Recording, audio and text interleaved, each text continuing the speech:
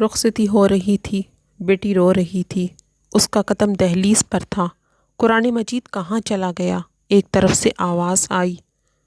وہ بھاگا اور شیلف کے اوپر کے حصے پر سے غلاف میں لپٹا ہوا، دھول میں اٹا ہوا قرآن مجید اٹھایا، اس کو جھاڑا اور جلدی سے لا کر بیٹی کے سر پہ رکھا۔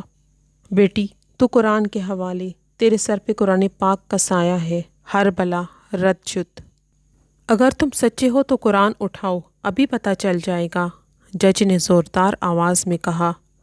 نہیں حضور، میں بہت کمزور آدمی ہوں، اس نے گڑ گڑاتے ہوئے کہا۔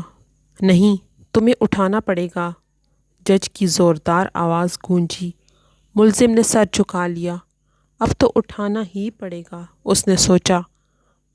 تھوڑی دیر بعد اہلکار نے سبز غلاف میں لپٹا ہوا قرآن اس کے سامنے لا کر رکھ دیا۔ اٹھا اسے، جج جلالی آواز میں بولا۔ یہ کیا ہے؟ قرآن ہے، یہی تو اٹھانا ہے۔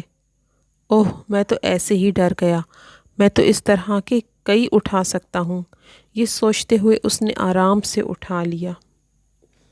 پختہ قبر تیار ہو چکی تھی، سنگ مرمر بھی لگ چکا تھا، سرہانے تختی بھی لگ چکی تھی، اب صرف رحیل پہ قرآن پاک رکھنا باقی تھا۔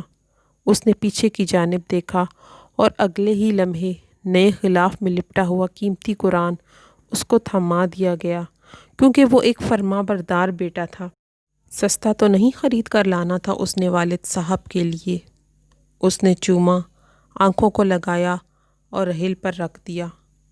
بیٹا، یہ لو پیسے اور قرآن پاک کے لیے خوبصورت غلاف، ہر سال کی طرح اس سال بھی لا کر چڑھا دینا۔ اور پھر اس نے محبت بھری نگاہوں سے الماری کے اوپر پڑے ہوئے قرآن کو دیکھا، جو غلافوں کی کثرت کی وجہ سے کافی بھاری بھرکم لگ رہا تھا۔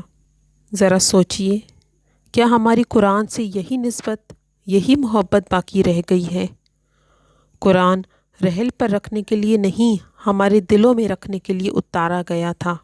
قرآن کا حق ادا کریں تاکہ ہمارے دلوں پر پڑی گرد صاف ہو جائے۔